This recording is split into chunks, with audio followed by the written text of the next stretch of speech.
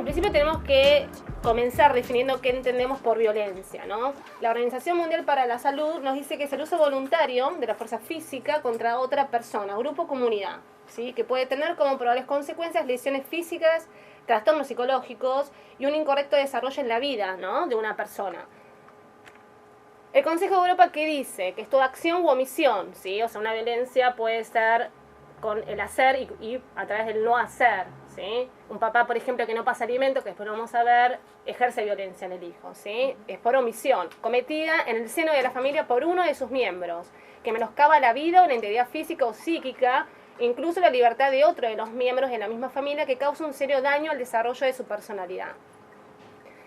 Antes que nada, desde mi punto de vista, y es fundamental cuando nosotros atendemos a una mujer víctima de violencia, es el asesoramiento. Es importantísimo cómo uno asesora a una mujer víctima de violencia, ¿no? Porque en base a lo que nosotros le vamos a transmitir en ese espacio, en ese momento, ella va a ir a hacer la denuncia, ya sea en la OBD o en la comisaría de la mujer.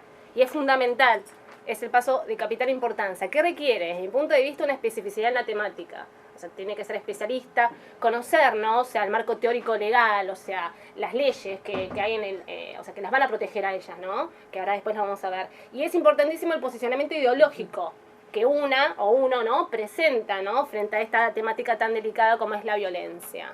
¿Por qué? Porque un mal asesoramiento que puede conllevar a consecuencias fatales. Que la mujer, en el momento de llevar a cabo la denuncia, solicite otras medidas que a lo mejor no es para la problemática, ¿no? Tenemos que tener en cuenta que una mujer viene con miedo, con desconfianza a lo mejor en eso que nosotros le estamos transmitiendo, ¿no?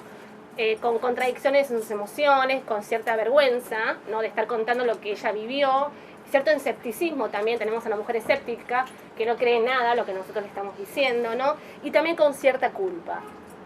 El ciclo de la violencia tiene las 3 fases, que está más del área psicológica, pero es bueno que nosotros también lo sepamos, ¿no? Como letrados. Tenemos la primera instancia, donde hay una manifestación de pura violencia emocional o psicológica. La mujer a lo mejor todavía no logra hacer la denuncia, ¿no? Tenemos la fase de golpes, que es la segunda etapa, donde toda esa tensión manifiesta en palabras se lleva a cabo en un golpe. Y después tenemos la fase de arrepentimiento, ¿no? Con la flor, suele regalar flores, regalos, le promete que nunca más va a volver a hacer aquello que hizo, pero sin embargo después vuelve nuevamente. Ya en esta etapa de golpes generalmente se la denuncia y en el arrepentimiento la retira. Hay mujeres que pasan en este ciclo matrimonios, parejas recurrentes, por eso se dice que es ciclo crónico. ¿Por qué es crónico? Porque se va generando nuevamente. A veces nosotros tenemos en el estudio a mujeres que ya va por la 5ª denuncia. ¿Por qué? Que ahora después vamos a ver interdisciplina, no hay una interdisciplina y una terapia, ¿no? Que lleva a esta mujer a mantener, digamos, el proceso de violencia, ¿no? Por otra parte, sí, es frecuente que la mujer, en el momento de asesorarla, nos vaya contando hechos y que comience por el final y a lo mejor, digamos, después vuelva al principio, o sea, que no tenga un orden cronológico. Entonces, la idea del letrado es ir ordenando, ¿no? O sea, o volverla a retrocederla al comienzo, a fin de que vaya ordenando cómo se fueron desencadenando los hechos de violencia, ¿no? Es importantísimo nunca juzgar a la mujer víctima de violencia. Ya fue juzgada en el hogar. O sea, nosotros la tenemos que ayudar, no juzgarla. ¿Por qué no hizo ante la denuncia? ¿Y por qué no se fue? No. O sea, es importantísimo el diálogo y el feedback que se puede generar con la mujer, ¿sí? Por eso tiene que haber un marco de confianza, de cierta sensibilidad. Nosotros tenemos que ir recabando los tipos de violencia, ver si ella se encuentra inmersa en alguna etapa del ciclo de la violencia, ¿no? Es importantísimo después ir, digamos, describiendo, ir tomando nota de los tipos de violencia que a lo mejor existieron, por ejemplo, ¿no? Si hubo lesiones, ¿sí? Se utilizó algún tipo de elemento a fin de llevar a cabo la violencia física, algún tipo de elemento cortante a lo mejor, si utilizó armas o si hay armas en el hogar, eso es otro factor de alto riesgo, ¿no? Si producto de las lesiones concurrió a algún centro o un nosocomio, ¿sí? A atenderse por las lesiones. Si después, dentro del marco de la violencia emocional, si los hechos de violencia a lo mejor también se llevaron a cabo en presencia de terceras personas, si fue en la vía pública o si solamente se llevaron a cabo en el hogar. Todos estos factores es importante que nosotros tomemos nota a la hora de asesorar porque nos va a servir para evaluar el riesgo en el cual la familia está inmersa. Si el riesgo es bajo, medio o alto, ¿sí? Eso es importantísimo porque en base al riesgo podemos solicitar medidas de protección nosotros. Otro de los tipos que también las mujeres suelen negar en un primer momento es cuando le preguntamos sobre la violencia sexual. Si alguna vez el señor, digamos que la forzó a mantener relaciones sexuales, nos dicen que no nunca. Pero si alguna vez le o sea, se le vuelve a preguntar después en otra oportunidad y le dice, ¿en alguna ocasión te forzó a mantener relaciones y vos no querías? Sí. Bueno, ese es un tipo de violencia sexual que muchas veces ellas lo niegan. Otro de los aspectos también que tenemos que tener en cuenta es el tipo de violencia económica y o patrimonial, ¿sí? Muchas veces estos señores suelen manejar las cuentas bancarias, las cajas de ahorro o inclusive los sueldos, ¿no?, de la mujer. Si bien sabemos que con posterioridad y en un marco de violencia suelen generar en que la mujer deje de trabajar a los fines de ir aislándola, ¿no? Yo siempre digo que un hombre violento es como una araña que va construyendo una telaraña en el mundo de la mujer, porque es un manejo muy sutil que va haciendo, ¿no? Va cortando de a poco, ¿no?, las amistades, su relación con la familia, ¿no? Importantísimo preguntar acerca de los hijos, ¿sí? ¿Cómo es la relación del padre o del progenitor? Porque un padre no ejerce violencia, ¿sí? ¿Cómo es la relación del progenitor para con los hijos? ¿Alguna vez le pegó? No, nunca. Es un padre ejemplar, a los nenes los trata re bien, muchas veces dicen, ¿sí? Pero ¿qué pasa? Si se le pregunta si el hombre ejerció la violencia delante de los chicos, el 99,9% de los casos sí. Entonces, que los convierte en testigos víctimas de violencia. O sea, no necesariamente, digamos, un papá le tiene que, digamos, pegar físicamente a un hijo para que haya violencia. Ya dije que un papá que no pasa alimentos, eso es violencia también, ¿no? Tenemos que preguntar también acerca, por ejemplo, de las situaciones abusivas, ¿no? Muchas veces cuesta, ¿no?, visibilizar el abuso en la familia. Por eso también en la entrevista es fundamental preguntar qué hace el hombre, ¿sí?, o el progenitor cuando llega a la casa. Se encierra con los nenes a ver televisión en el cuarto, se encierra con llave con alguno de sus hijos, o sea, a lo mejor tiene, digamos, alguna preferencia puntual por alguno de los hijos, ¿no? Una vez que nosotros ya recabamos todos estos datos, vamos a poder tener un mapa de esta familia, ¿no? O sea, qué riesgo está corriendo la mujer y los hijos, ¿no? Si es bajo, medio o alto. ¿Cómo detectamos el riesgo alto? Si hay lesiones, se ejerce la violencia física con total magnitud, ¿no? Estando la mujer embarazada, si hay violencia sexual, armas, aislamiento, no necesariamente se tienen que dar todos estos factores, ¿no? O sea, pero si tenemos el 80%, bueno, ya tenemos un riesgo alto, ¿no? ¿Vamos a tener un riesgo medio? ¿Cuándo? ¿Sí? O sea, no necesariamente, digamos, se van a dar todos esos indicadores antes, se pueden reunir alguno de ellos, ¿sí? Y la violencia física está presente, pero no es tan cruda como el riesgo alto. Y hay, en cierta forma, una violencia también emocional. Vamos a tener un riesgo bajo, vamos a estar frente a una mujer donde no es víctima de violencia física todavía, ¿no? Pero ya se empieza a ver el control que el hombre está ejerciendo, ¿no? Y hay una violencia emocional en mayor medida. Por sobre todo es fundamental siempre en el asesoramiento preguntar a la mujer si lleva a cabo terapia, si está bajo tratamiento psicológico, porque es un bastón elemental para el abogado que la mujer sostenga la denuncia a través de la intervención interdisciplinaria. O sea, es fundamental. Si no está haciendo tratamiento, tenemos que sugerirle que haga, y que es fundamental porque si no puede volver a la situación crónica, ¿no?, de violencia. ¿Qué medidas vamos a establecer? Tenemos que concientizar a la mujer, ¿no?, en qué riesgo ella se encuentra. O sea, tenemos que explicarle, hay riesgo para vos, hay riesgo para tus hijos, ¿sí? Informar acerca de las estrategias. Ahí le vamos a decir más o menos en qué consiste el proceso y qué es lo que ella va a solicitar, porque la mujer va sola a hacer la denuncia. Entonces es fundamental por eso el asesoramiento. No vamos a estar nosotras constantemente al lado, porque si vamos a la OBD nos van a decir, no, usted tiene que estar afuera. En la comisaría de la mujer está ella, ¿sí? Entonces ella, digamos, que se tiene que armar, ¿no?, de un orden para manifestar a quien esté tomando la denuncia, y yo quiero solicitar una prohibición de acercamiento, una exclusión, o sea, que vayan, de cierta forma, poder hacer una denuncia, ¿no? El momento de la denuncia para la mujer, ¿qué es? Es una situación sumamente estresante, le genera angustia, culpa. O sea, si yo denuncio, voy a infringir lo que él me dijo, ¿no?, el dueño y señor. Un duelo también, particularmente las denuncias de abuso, ¿no? Y bueno, después vamos a ir de culpa, ¿no?, que atraviesan las mismas después de una denuncia por violencia, ¿no? Cuando la víctima es mayor de edad, ¿sí?, la ley 24417 del orden nacional nos dice que podrá denunciar la víctima solamente. Cuando es mayor de edad, la víctima.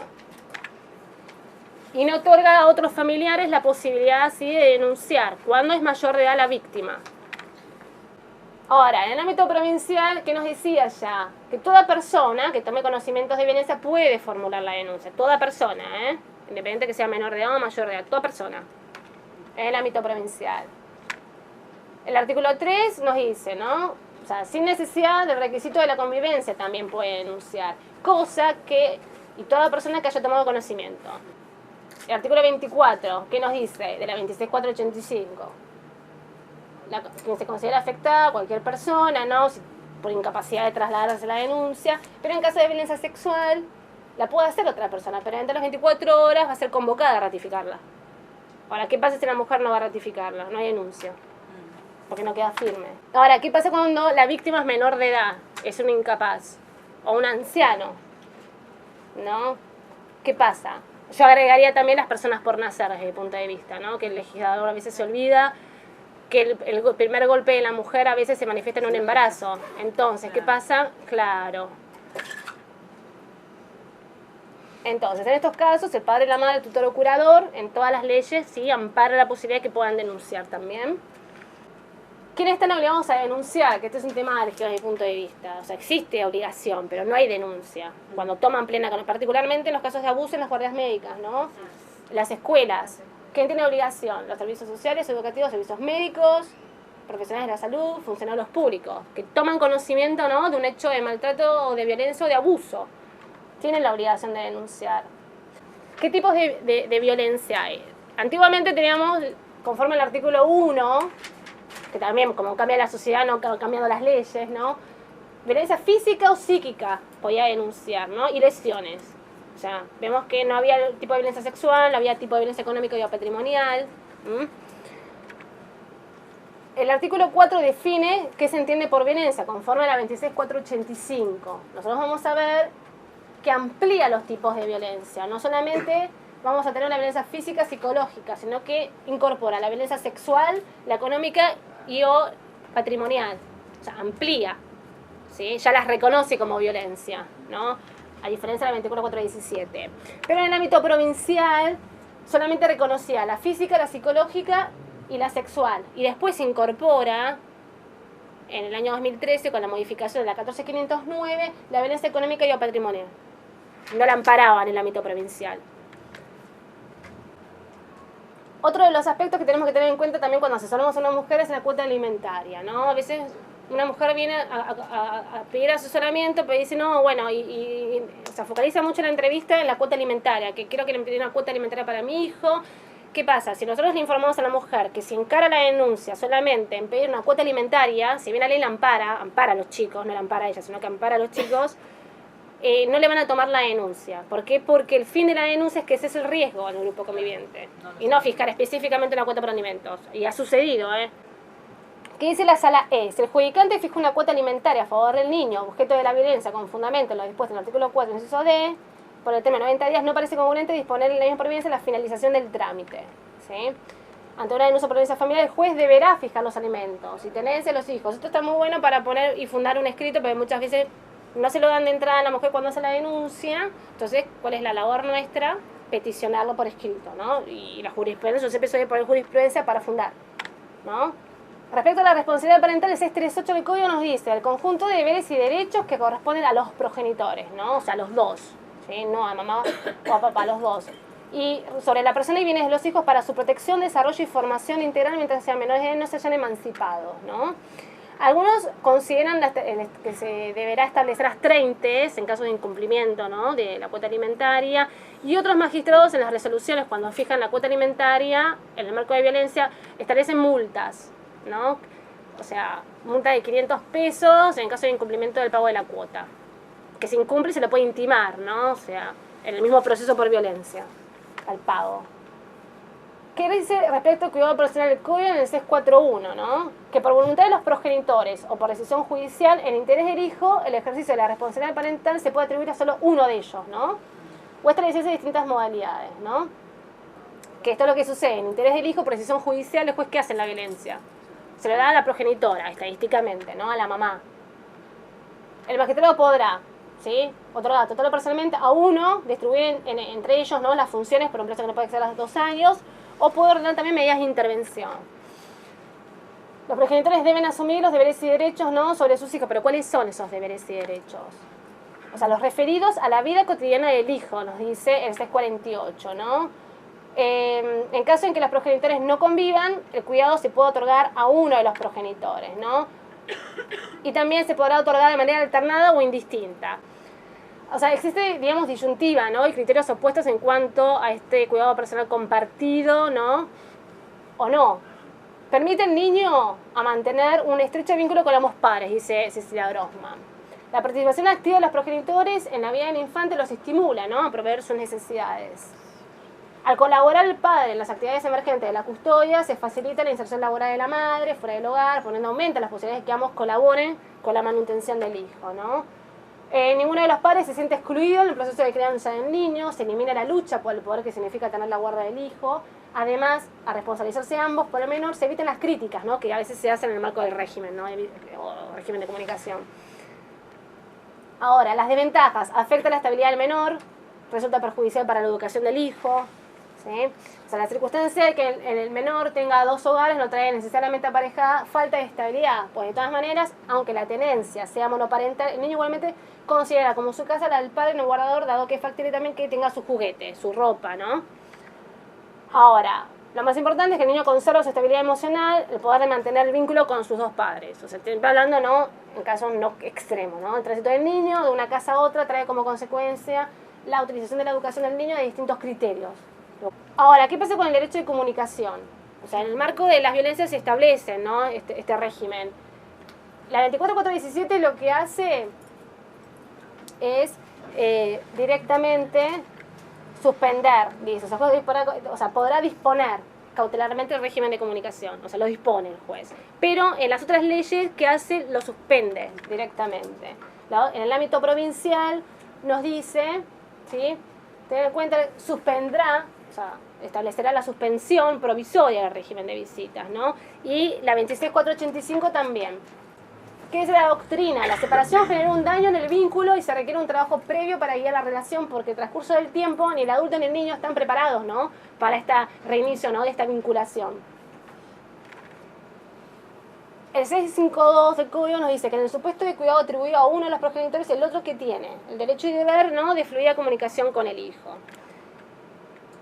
La Sala B nos dice que solo podrá ser suspendido cuando vienen causas de extrema gravedad, ¿no?, que pongan en peligro la integridad psicofísica de un niño.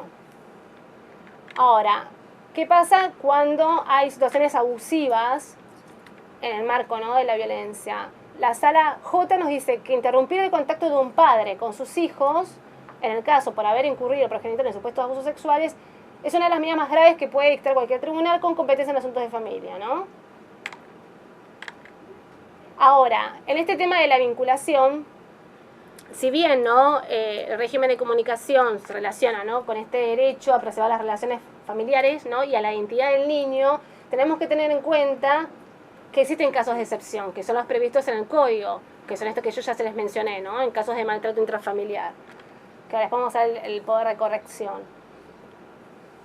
Cuando se sanciona la ley 26485, ¿no?, además de estas medidas de protección que son el reintegro, la prohibición de acercamiento, se establecieron otras medidas que son, por ejemplo, que también la recoge la 12569 con la modificación, que antes no estaban, antes del 2013 no estaban estas.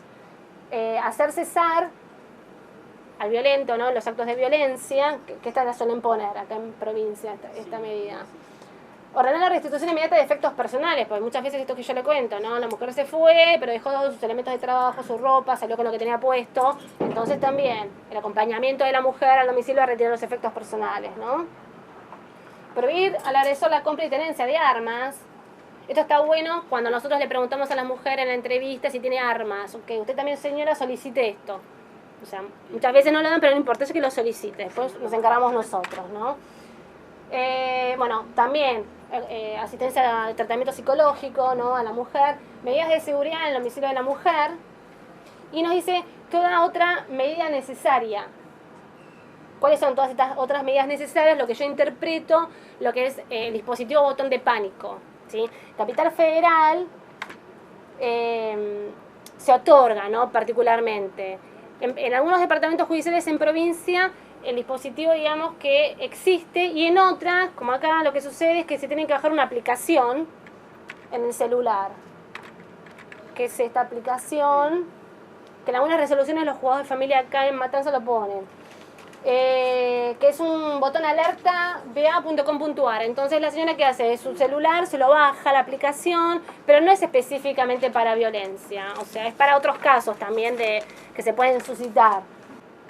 ¿Qué pasa si, por ejemplo, nosotros tenemos una mujer que a lo mejor o sea, vive en provincia, pero el hecho ocurrió en capital? Entonces, señora va a tener que ir a hacer a capital la denuncia, porque la jurisdicción donde sucedió el hecho es en capital.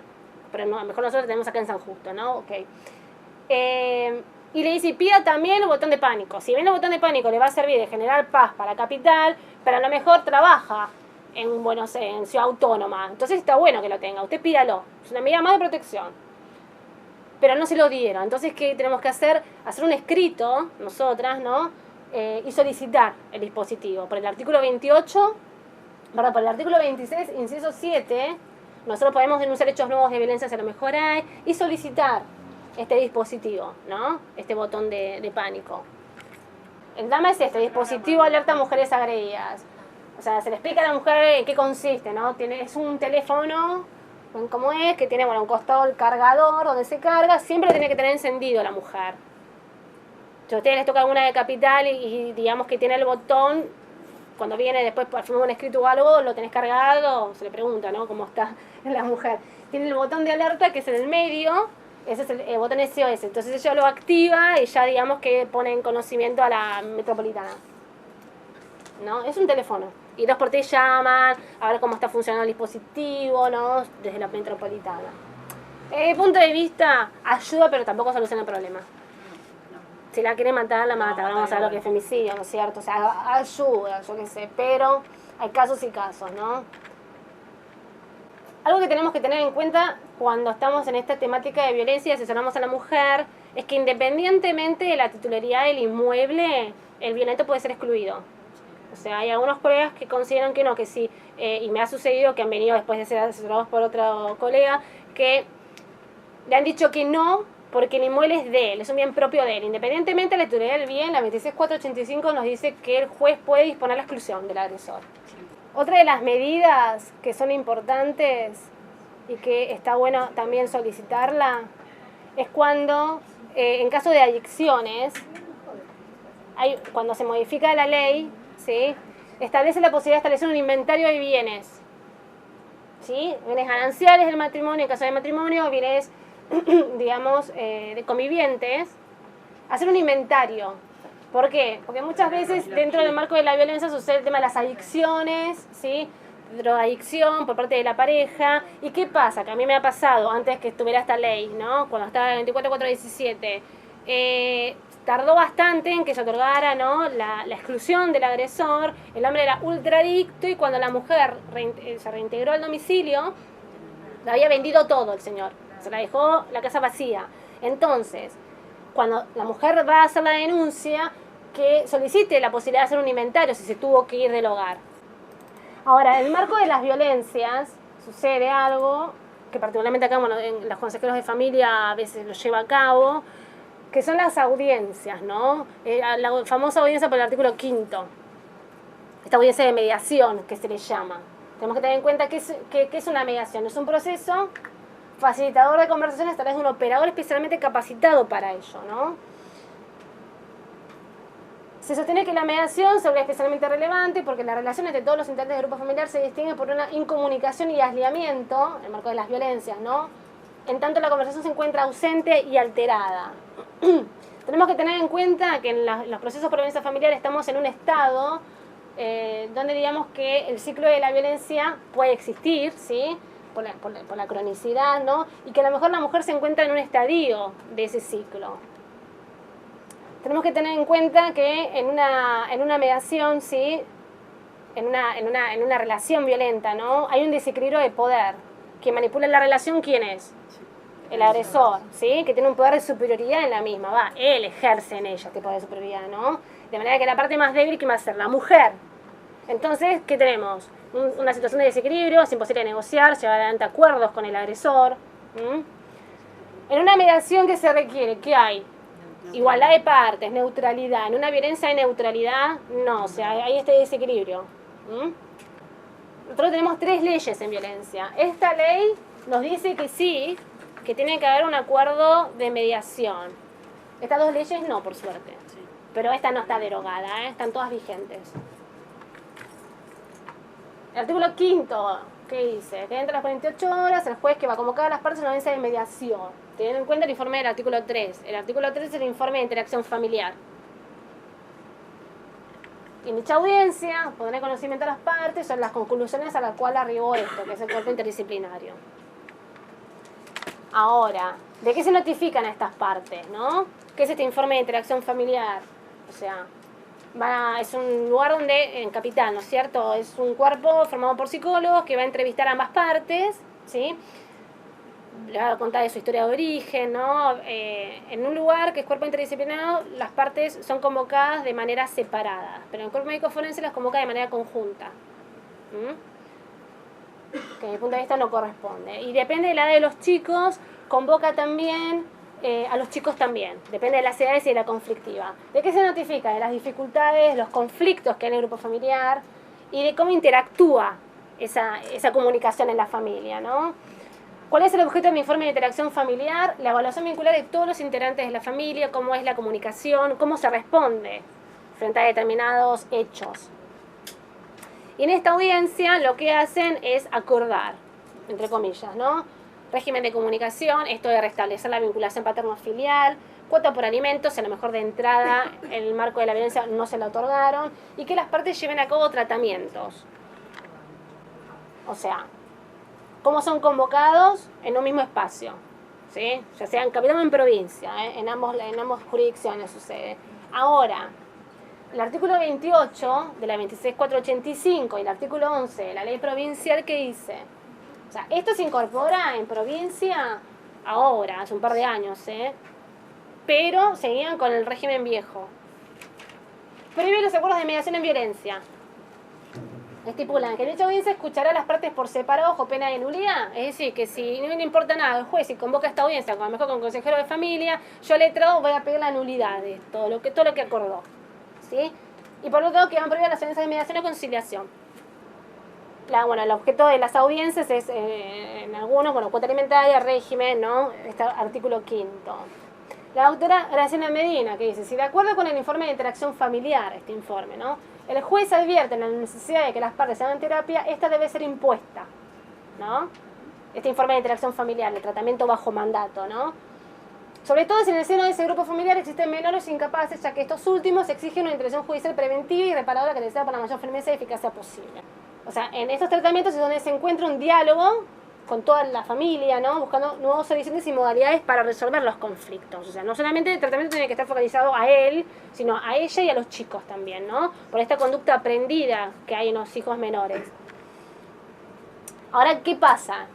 Cuando se deriva, ¿no? Libres oficio al hospital fulano, a la clínica fulana, a los fines de que haga tratamiento él, que haga tratamiento ella, el grupo familiar, ¿no? ¿Qué pasa desde las instituciones? No se encuentra con el personal necesario al fin de brindar de contención de ayuda.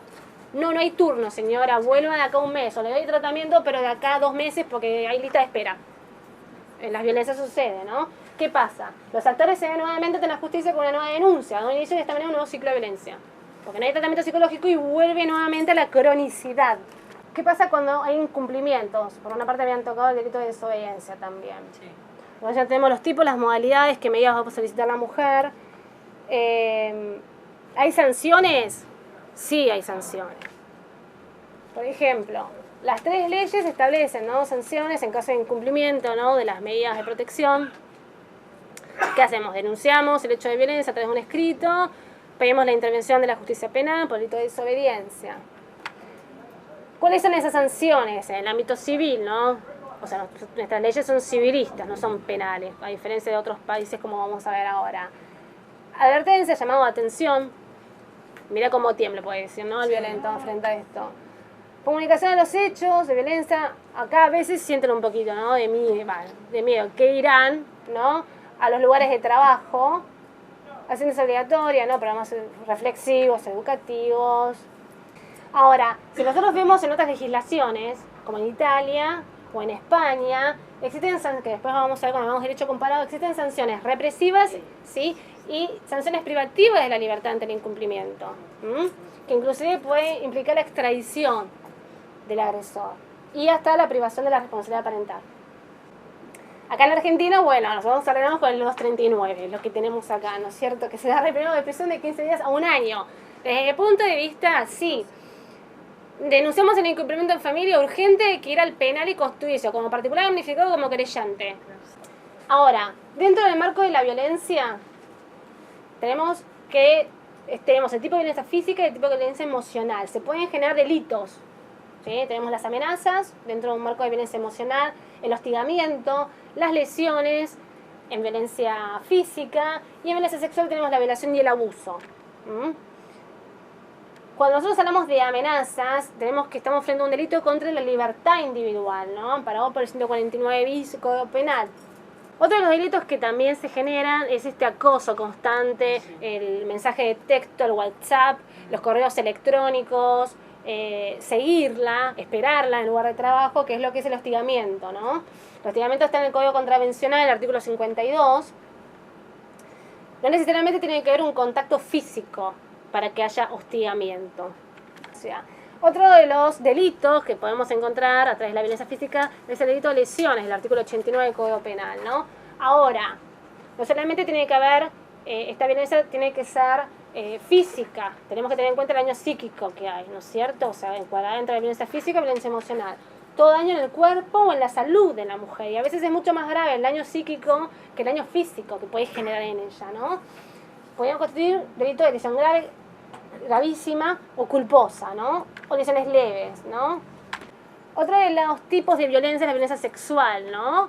Si ustedes leen la definición de la violencia sexual, entra lo que es trata de mujeres, acoso, esclavitud, abuso sexual, ¿sí?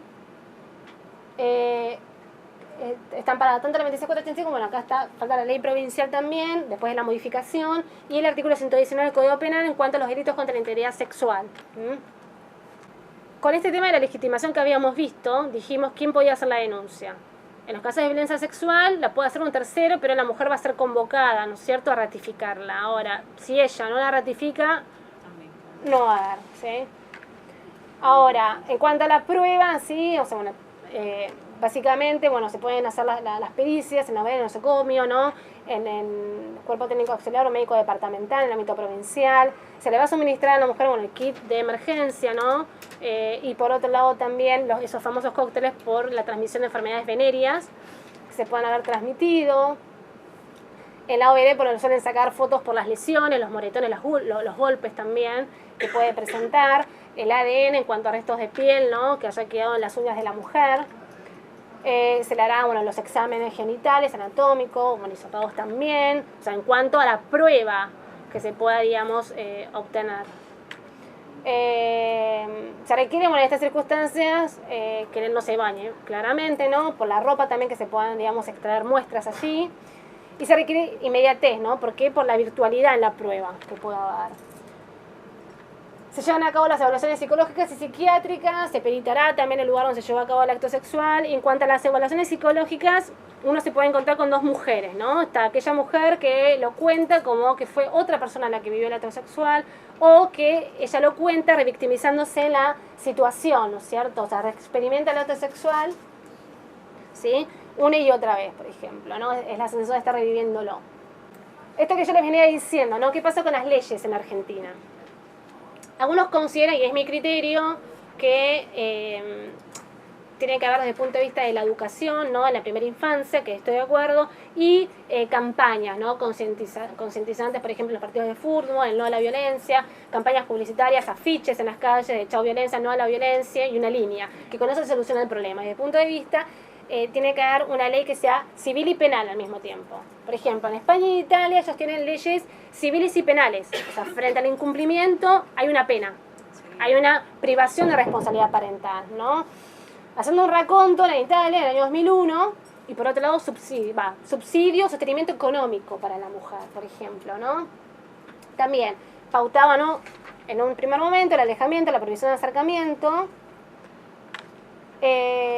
intervención también de servicios sociales.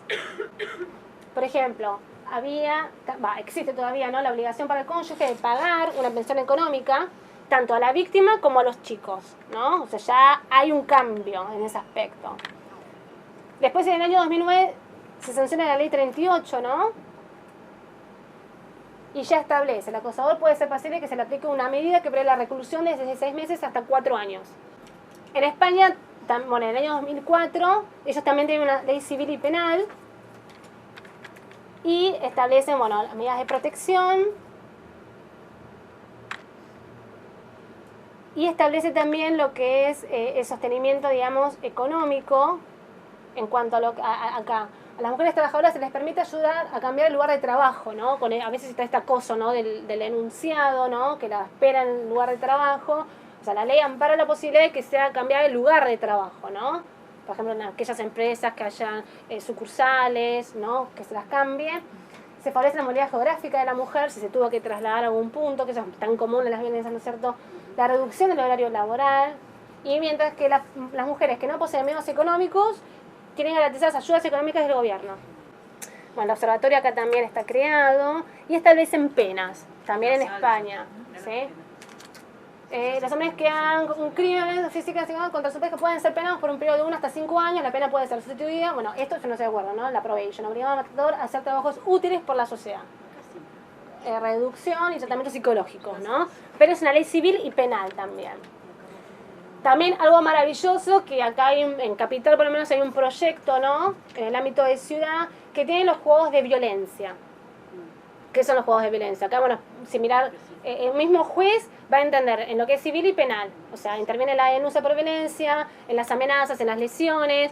Si después, bueno, se iniciará un divorcio posterior, ¿no? O respecto a las acciones de fondo, es un único juez que va a entender en esa familia. Está bueno porque hay unicidad, ¿no es cierto? Significa todo.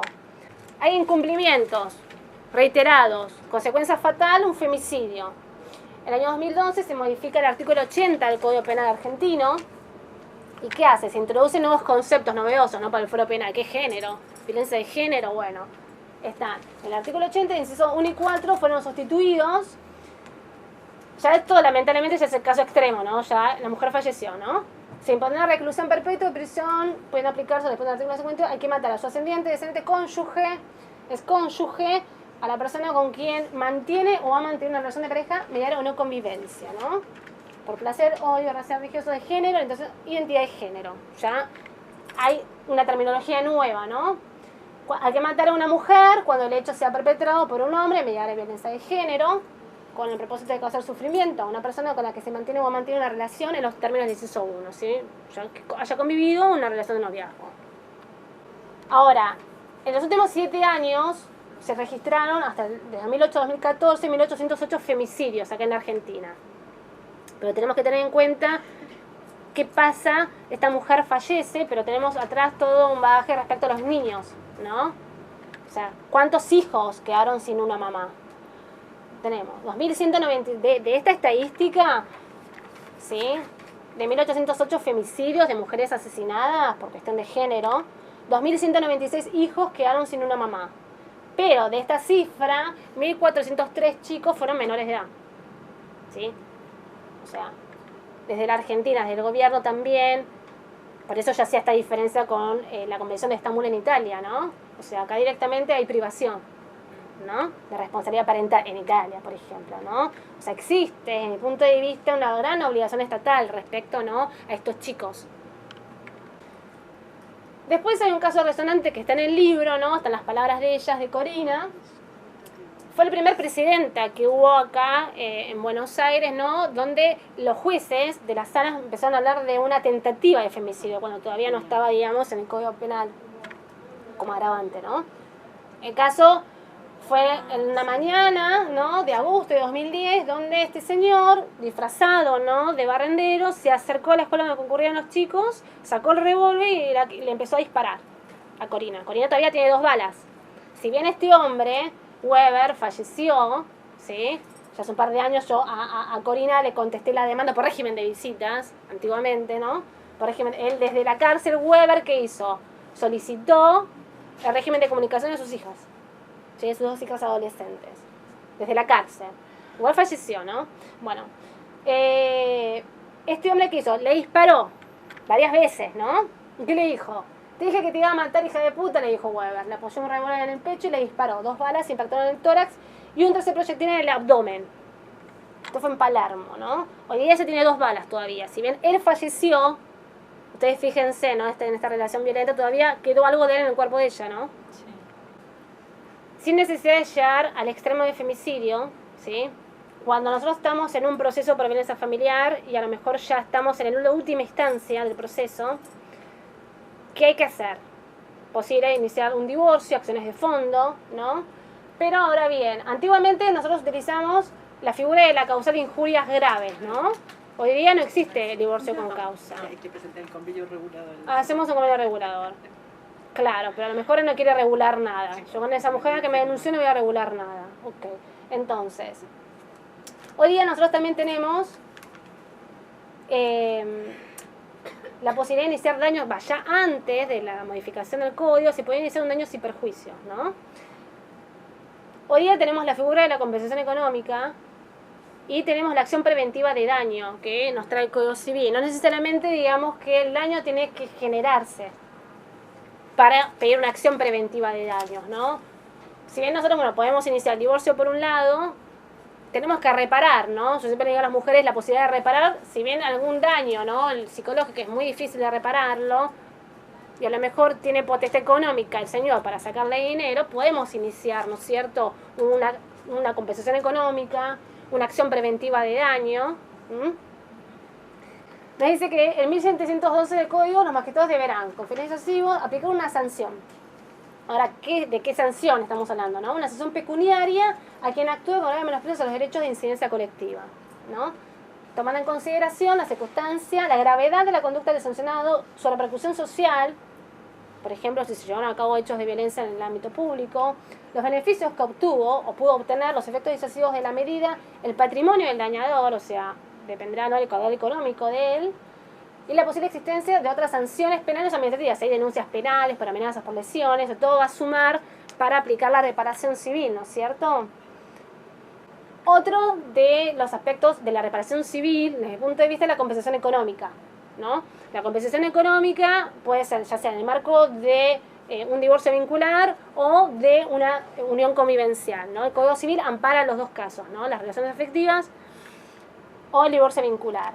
Ahora, ¿yo acá tengo que mostrar culpa? No, yo tengo que probar el desequilibrio económico que me generó la separación. Nosotros vemos que ahora con el nuevo Código Civil sí hay como una mirada de género, ¿no?, en favor de la mujer, ¿no? Esta posibilidad de peticionar, ¿no?, el desequilibrio económico, una acción preventiva de daños, ¿no?